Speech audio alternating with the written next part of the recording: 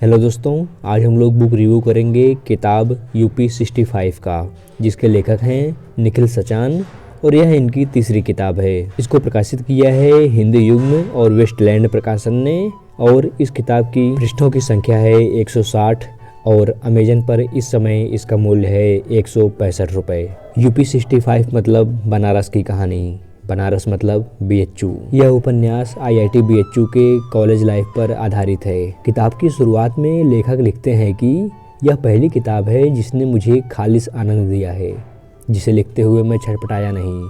इसे लिखना बनारस के घाट पर गंगा जी की गोद में खुले आसमान के नीचे एक नाव में झूला झूलने जैसा कुछ रहा है। इस किताब के वाक्य बनाना इतना सुकून भरा रहा है जैसे मैं ऐसी घाट पर बैठा घंटों गंगा जी की में कंकड़ फेंक रहा हूँ और लुप्त की आवाज़ से लहरें बनाकर पानी में तैरते हुए दीयों को बच्चे के पालने की तरह आहिस्ता से धक्का देते जा रहा हूँ। यह किताब इसी ख्वाहिश में है कि आपको बेइंतहा हंसाए, बनारस ले जाए और आपकी ज़िंदगी में सबसे सुकून भरे पलों से मिलवा लाए। इसके अतिरिक्त कुछ नहीं। हंसते खिलखिलाते आप खुद को भी पा जाएं तो भोले बाबा का आशीर्वाद मानिए। इससे इतर और कुछ हो भी क्यों, काहे से ये बनारस है महाराज। और ये सारी बातें इस उपन्यास पर पूरी तरीके से फिट बैठती हैं। आपको बस मज़ा आ जाएगा पढ़ के। कहानी आईआईटी बीएचयू के हॉस्टल से शुरू होती है, जहाँ पर निशांत, पांडे, प्रशांत और कई सारे लोग दोस्त बनते हैं और धीरे धीरे इनकी कहानियाँ आगे बढ़ती हैं।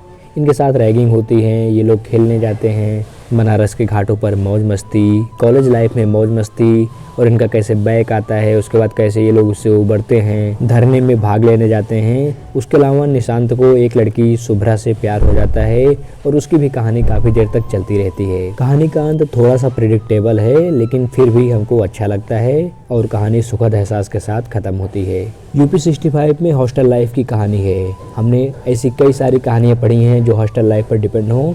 अभी हाल ही में हिंदी प्रकाशन के ही सत्य व्यास ने बनारस टाकीज लाई थी और निखिल सचान ने भी यही कहा था कि बनारस टाकीज आई है, शायद मेरी किताब लोग कम पढ़ें, और लगभग बनारस टाकीज की तरह कहानी है भी। लेकिन निखिल सचान की लेखनी पूरी कहानी में नयापन ला देती है।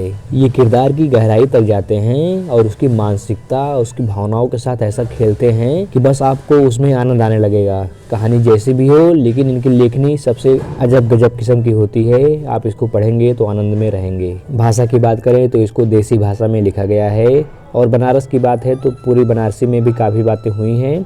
उसके अलावा इलाहाबाद और कानपुर की भाषा को भी मिलाया गया है और लेखक ने बड़े ही अच्छे तरीके से इन दोनों भाषाओं का प्रयोग किया है।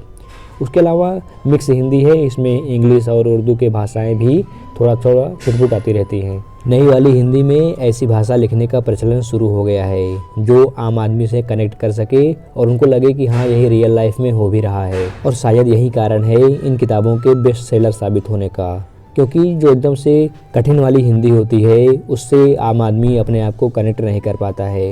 लेखक ने दिल खोलकर इस किताब में सारी बातें कही हैं, जो भी उनके मन में थी सारी बातें कह दी हैं और इसीलिए यह किताब हमको ज़्यादा पसंद आती है। बात करें अगर कुछ निगेटिव चीज़ों की तो बस कहानी की बात कह सकते हैं जो थोड़ा सा निगेटिव लगी, क्योंकि कहानी थोड़ी सी प्रेडिक्टेबल थी और हम कई कहानियाँ हॉस्टल लाइफ और कॉलेज लाइफ पर पढ़ चुके हैं, तो इसलिए थोड़ी सी ये पुरानी लगेगी। अगर आप सिर्फ कहानी के लिए आएंगे तो आप इस किताब से जुड़ नहीं पाएंगे। आपको निखिल सचान के लिए आना होगा, उनकी लेखनी के लिए आना होगा, तो ये किताब आपको एकदम से सार्थक प्रतीत होगी। सचान साहब किताब के आखिर में लिखते हैं कि सच में मुझे खुद नहीं पता कि जब भी मैं काहे से ये बनारस है महाराज कहता हूँ तो उसका क्या अर्थ होता है, कुछ है भी या नहीं भी है। बस मुझे इतना पता है कि ऐसा कहने से सीना फूल जाता है, जैसे दम भरकर सांस ले ली हो। ऐसा कहने से मन में उजास हो जाता है, जैसे गंगा जी में कोई दिया तैरा दिया गया हो। ऐसा कहने से दिल शांत हो जाता है, जैसे शुभ्रा ने अपने गर्म हाथ से मेरा हाथ पकड़ लिया हो। ऐसा कहने से सब कुछ ठहर जाता है, जैसे भैरवनाथ जी से मिलने जाऊँ तो वो बताएं कि मुमुक्ष भवन में आज फिर किसी को मुक्ति मिल गई है। 165 रुपये इस लेखनी के लिए वाजिब लगते हैं और आपको पढ़कर आनंद भी आएगा। तो दोस्तों, आप लोग भी पढ़िए इस किताब को और बताइए कैसी लगी।